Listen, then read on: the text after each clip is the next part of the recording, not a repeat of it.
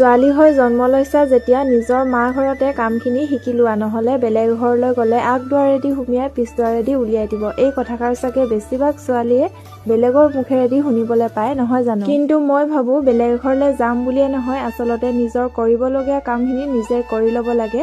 আৰু নিজে থকা ঘৰখন যেতিয়া চাফ চিকুণ হৈ থাকে তেতিয়া নিজৰ থাকিও ভাল লাগে, নহয় জানো? আৰু আজি ৰাতিপুৱাই মই আমাৰ ঘৰটো মুচিবলৈ বুলি ল'লোঁ।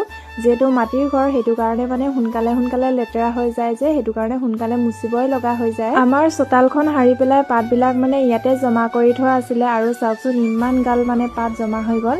সেইটো কাৰণে আজি ভাবিছোঁ যে একেবাৰে জুই লগাই দিওঁ বুলি, আৰু এফালে মই জুই বাৰু জ্বলালোঁ। কিন্তু চাওকচোন পাতখিনি আকৌ জেউৰাখনৰ ওচৰলৈকে আছিলে নহয়, মই মানে প্ৰথমতে ভালদৰে চাই নল'লোঁ।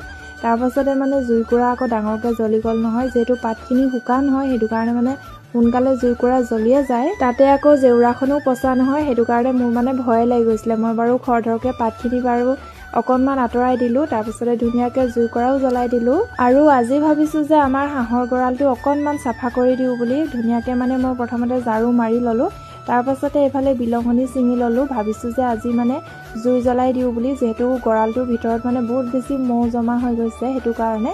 আৰু এইফালে মই পানী এটিঙো আনি লৈছোঁ দেই, যিহেতু জুই লাগি যাব পাৰে নহয়, ভয় লাগে, সেইটো কাৰণে আগতীয়াকৈ আনি থৈছোঁ। আৰু এইফালে দেখিছেনে গোটেই গঁৰালটো মই ধোৱা ধাও কৰি দিলোঁ। বাৰু যি কি নহওক আজিৰ মিনি ব্লগটি ইমানতে শেষ কৰিছোঁ। বাই।